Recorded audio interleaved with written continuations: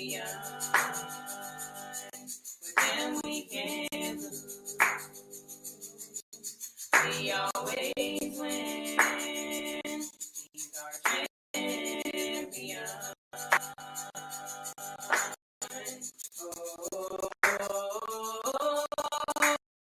Oh, it's the awesome Yah. And there is none like him. With him we win. He's our champion.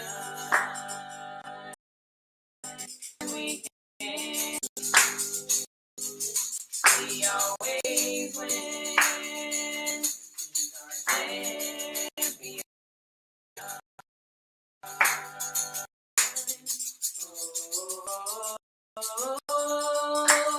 What is the awesome Yah? There's none like you. With you we win. You're our champion. With you we can. We always win. You're our champion.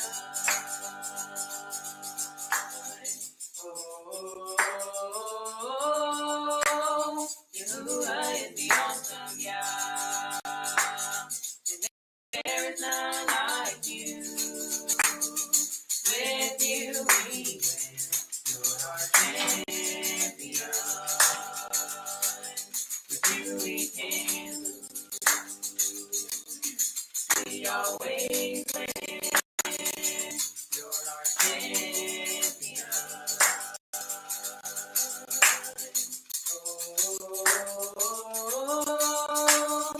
Yahuwah is the awesome Yah.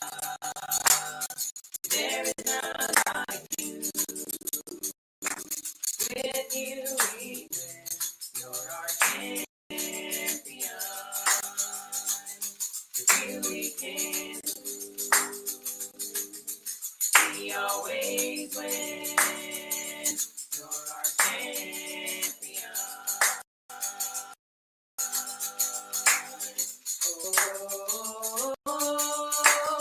Yahuwah is the awesome Yah. There is none like you. With you we win. You're our champion. With you we can.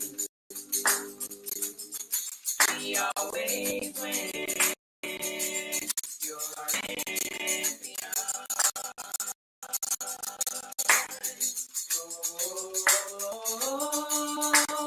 Yahuwah is the awesome Yah. There is none like you. With you we win. You're our champion. With you we can. We always win. You're our champion.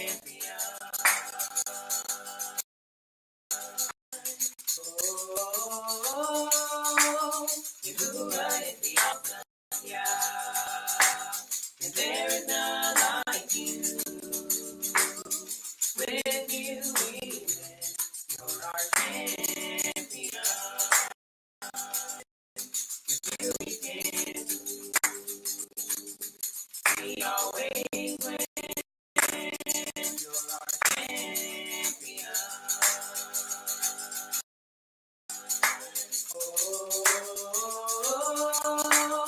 Yahuwah is the awesome Yah. And there is none like you. With you we win. You're our champion. With you we can. We always win. You're our champion.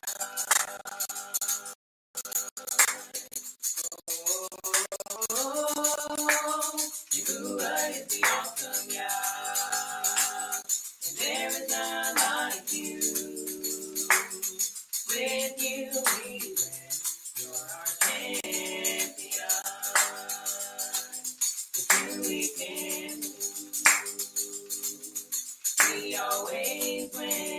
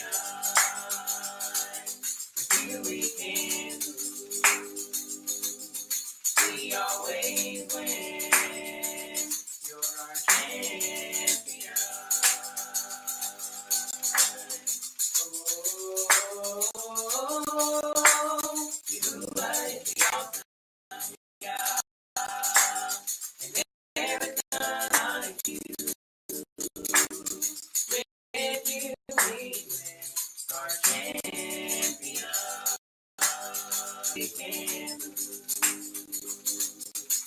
we always win.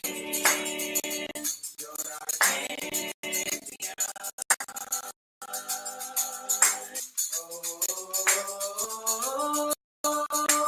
You are the awesome, yeah. There is like you. With you we win. You're our champion. With you we can. We always win. You're our champion.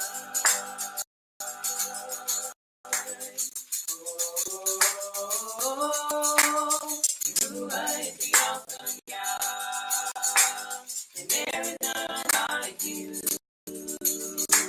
With you we win. You're our champion. With you we can. We always win. You're our champion.